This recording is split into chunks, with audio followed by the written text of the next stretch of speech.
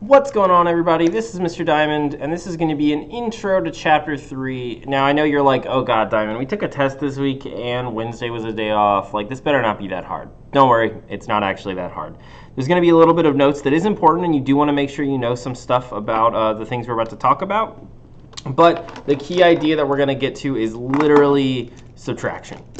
Like, no other weird thing. It's just subtraction. So don't freak out, it won't be that bad. This first section is going to be about making connections. We're moving into our chapter about bonding and geometry. And I'm also sure some of you are like, Diamond, I can't do regular geometry. Why am I doing chemistry geometry? Again, the name's scary. It's actually not as bad as normal geometry, at least in my opinion. So up to this point, we've been discussing atoms as though they're single entities. We talked about like lithium has an expected charge of +1 and chlorine has an expected charge of -1. We talked about how many electrons they've had. We've talked about them as isotopes. We talked about them in a whole bunch of different ways. Their properties, their wants, their goals, their structures have all been considered individually. But in real life, neutral atoms are really rare, the exception being noble gases. Noble gases are basically the only elements in nature that very commonly exist by themselves. The only other ones are things that are really unreactive. So think of things like stuff that we mine out of the earth, like nickel and copper and zinc and silver and gold and all of those things. All of those are, if you remember your reactivity trends, very unreactive. Anything that's pretty reactive, though, is usually not going to exist by itself. Sodium, chlorine, iron, or nitrogen, stuff like that, those all usually will try to connect to other atoms. We call these connections chemical bonds. Now, a book definition of that is a chemical bond is the mutual electrical attraction between the nuclei and valence electrons of two adjacent atoms. But in a less scientific way, atoms form bonds for the same reasons we do. They're trying to satisfy their needs. Chemical bonds form whenever atoms are trying to make themselves stable. There are three categories of bonds in chemistry. We're only really going to focus on two of them, though. Ionic and covalent bonds are the two we're going to focus on, and you've probably heard of them or talked about them before. Metallic bonds we're not going to get into a ton, but they are relevant, so we're just going to get it out of the way now and talk about it really quick.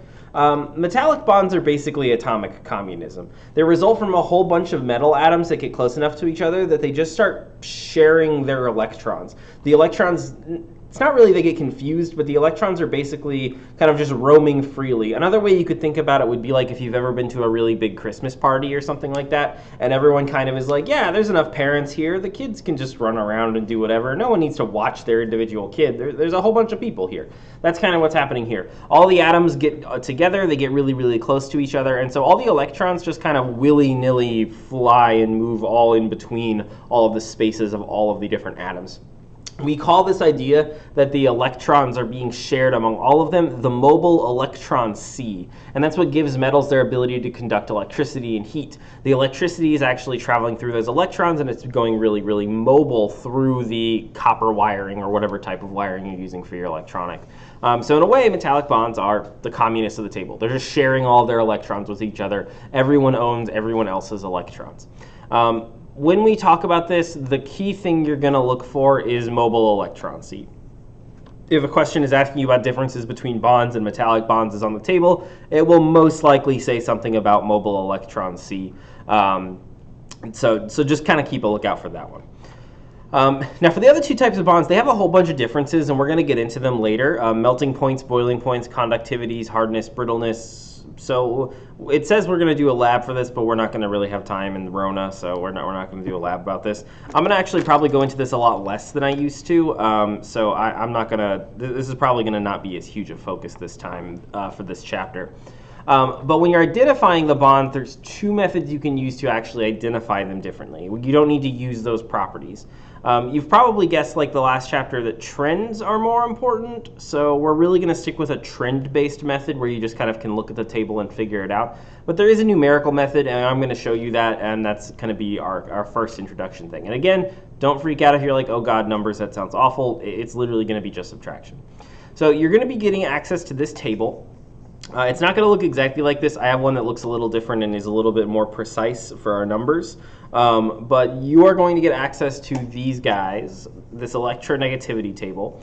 I'm going to print some off in class. There's going to be one that goes up on Google Classroom at the same time that this video does, that you can use that if you need to. And this is a list of their actual electronegativities. And you can see that the most electronegative is fluorine, and then as you move towards it, it generally increases. But there are some exceptions that happen a little differently now. Like, for example, nickel and copper are actually more electronegative than zinc or gallium right here, and they're actually even more electronegative than germanium. So there is some weirdness that happens in this, but that's why we stuck with the trend last chapter, and also why I didn't show you this until just now. For this chapter, you will have this on the back of the front page of the test. Your front page normally has periodic table, and this will be on the back of that periodic table. If the electronegative difference, which is the difference between the bigger and the smaller number of the bond, is greater than 1.7, this is a greater than 1.7, it is considered an ionic bond. So for example, fluorine has an electronegative difference of 4.0, lithium has an electronegative value of 4.0. Lithium has an electronegative value of 1.0. 4 minus 1, big number minus small number, is 3, and 3 is bigger than 1.7. So lithium and fluorine will ionically bond together. If it's between 0.3 and 1.7, I know that's a very arbitrary number. I didn't decide that. It's just a weird thing you're going to have to memorize.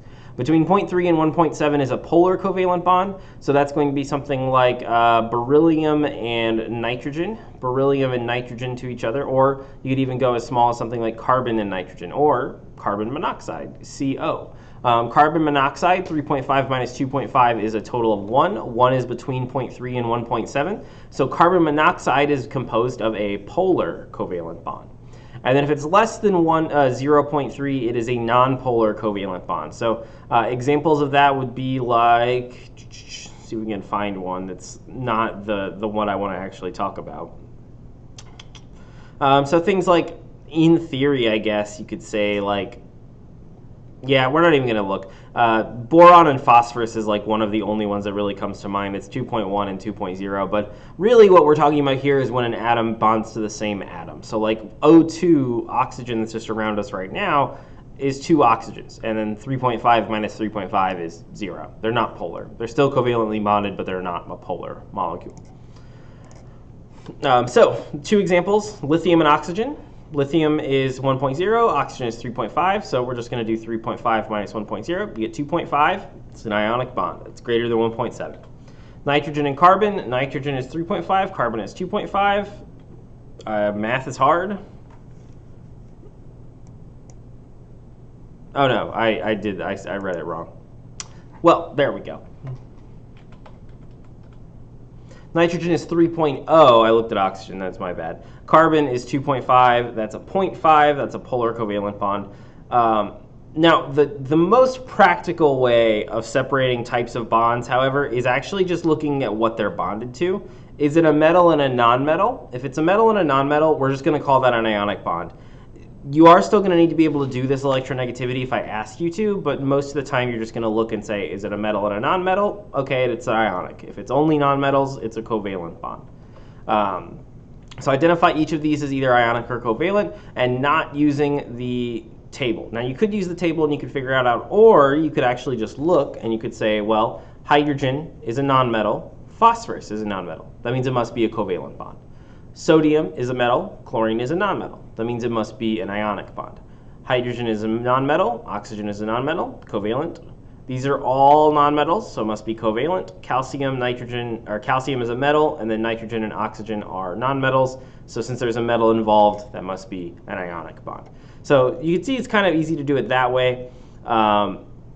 What we're really going to focus on, that's going to be what you'll do for the rest of the year, but what we're really going to focus on in this chapter, or this section here, is I'm going to give you guys a worksheet that involves just using this electronegativity table, predicting what it is. The only other thing that people tend to get confused about related to this, if there's multiple things, so for example, if I click back here, H3P, you will not multiply a number by 3. So like H3P, you just look for H, look for P, don't multiply them by anything. P is 2.1, H is 2.1, It has an electronegative difference of 0. It's a nonpolar covalent bond. You do not multiply the number by its little mini coefficient. You will not multiply the H by 3. You will not multiply this H by 2, etc. You don't multiply them by anything like that.